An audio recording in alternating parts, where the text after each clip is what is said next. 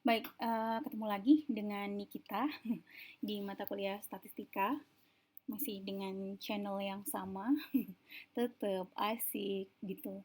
Jadi di video yang sebelumnya saya sudah mencoba menyampaikan materi tentang atau menyampaikan bahwa ada 4 cara untuk kita bisa melakukan distribusi frekuensi. 4 cara untuk ketika kita bertemu dengan data, terus bagaimana cara kita mengolahnya, itu ada 4 cara. Ya, cara pertama, saya ulangi sedikit ya dengan yang video sebelumnya. Cara yang pertama itu adalah membuat tabel frekuensi. Yang pertama, yang pertama adalah tabel frekuensi. Yang kedua, kita membuat tabel frekuensi berkelompok. Yang ketiga menggunakan histogram, yang keempat menggunakan poligon atau frekuensi poligon ya. Sekarang kita masuk satu-satu. Pertama yang tabel frekuensi. Tabel frekuensi ini tabel biasa yang mungkin pernah kalian lihat di buku-buku statistika atau ketika kalian belajar matematika dulu waktu SMA ya, yang memuat ada value, yaitu angka dari variabel yang diamati, kemudian berapa frekuensinya, dan ada persen ataupun boleh proporsi, boleh dipilih mana yang keduanya, mana yang lebih oke atau yang lebih cocok sama si peneliti. Kenapa kok kita perlu menampilkan persen ya kalau kita udah punya frekuensi? Karena kita butuh menceritakan tentang kondisi si kasus tersebut ya, eh, kondisi dari satu kelompok data terhadap data secara keseluruhan. Karena itu kita butuh adanya persentase. Nah, dengan adanya persentase ini kita juga lebih mudah untuk membandingkan jika ada angka frekuensi yang nggak terlalu jauh sehingga nggak terlalu kelihatan makna perbedaannya. Jadi kalau kita pakai persentase itu lebih mudah untuk kita bisa kategorisasikan. Jadi itu ya kenapa kok kita pakai persentase lagi kalau udah ada frekuensi. Tapi kalaupun nggak pakai persentase ya bisa aja, tapi jarang sih kalau misalnya cuma dijelaskan tentang frekuensinya. Umumnya malah ada yang cuma pakai persentase tapi nggak pakai frekuensi.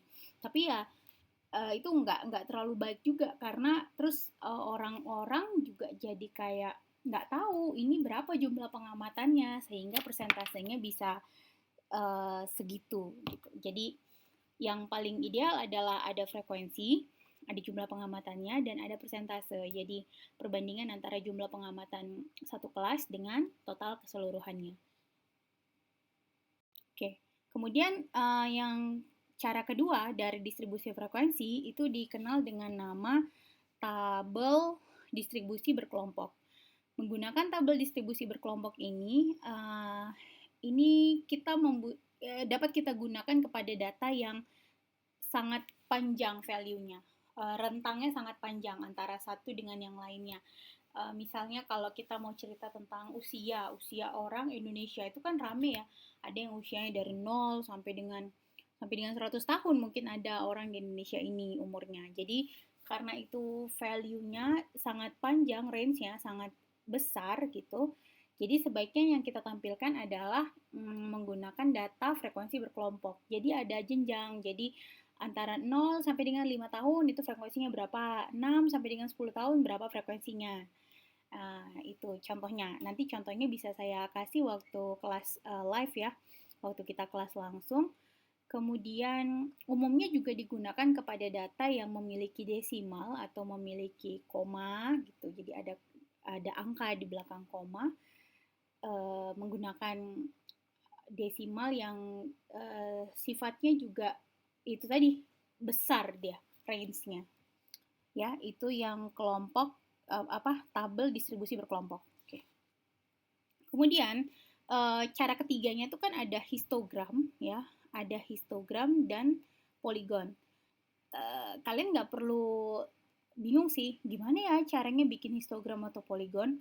Nah, kita nanti akan menggunakan poligon atau histogram itu menggunakan kalkulator ya. Di dalam mata kuliah ini kita akan banyak sekali menggunakan JASP. Ya, saya udah kasih tugas sebenarnya ya untuk penginstalan JASP ini di Google Classroom. Teman-teman nanti bisa coba masing-masing apakah sudah berhasil atau enggak menginstal JISP-nya karena dia sangat mudah sebenarnya, jadi bisa diinstal secara mandiri. Terus kalaupun banyak kejadian permasalahan kayak yang laptopnya freeze lah, laptopnya mati atau apa, itu coba komputernya di restart atau dihapus data-data temporer ya yang ada di folder temporarinya, jadi supaya nggak terlalu berat kerja komputernya. Umumnya sih sejauh ini belum banyak bermasalah dengan JISP ini, jadi saya rasa teman-teman bisa menggunakan JISP ini untuk sampai dengan nantilah sampai dengan penggunaan untuk skripsi ya, kayak gitu. Jadi ini part kedua dulu, bagian kedua dari video penyampaian materi saya stopkan di sini dulu, jadi supaya teman-teman bisa lihatnya satu persatu videonya ya, jadi supaya nggak terlalu bosan juga. Oke, see you.